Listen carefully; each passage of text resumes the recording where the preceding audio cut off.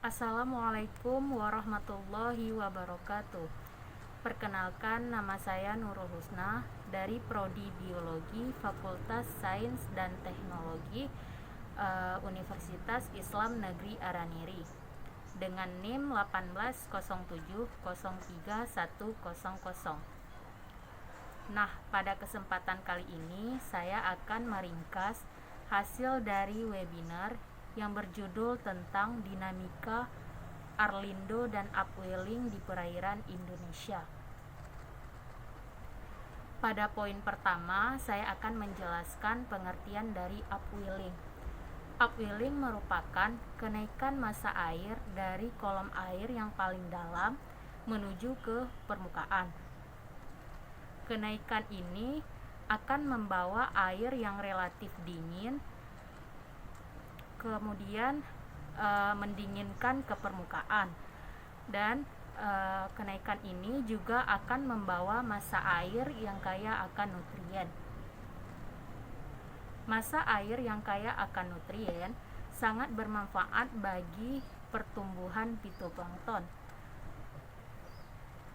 Daerah permukaan laut yang rendah dan mengandung klorofil A yang sangat tinggi seringkali dijadikan sebagai indikator upwelling.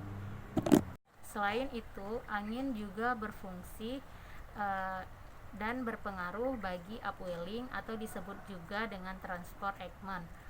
Kemudian di belahan bumi utara, angin bertiup di atas perairan sehingga air di bawahnya terjadi pergerakan, tetapi pergerakannya itu tidak menuju arah angin yang disebabkan oleh rotasi bumi, sehingga memungkinkan terjadinya pembelokan dengan kisaran 45 derajat.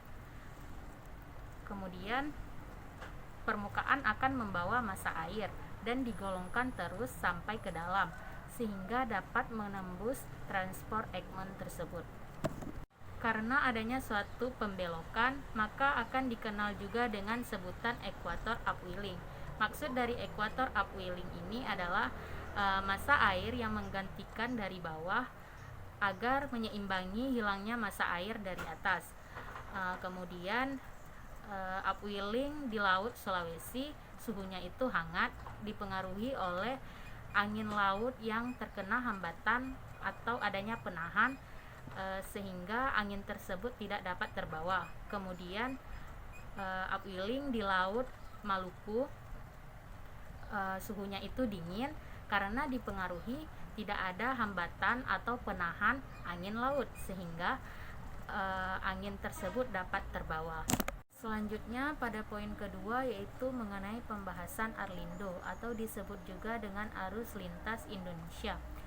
Jadi pada prinsipnya air akan mengalir dari permukaan yang lebih tinggi menuju ke permukaan yang lebih rendah.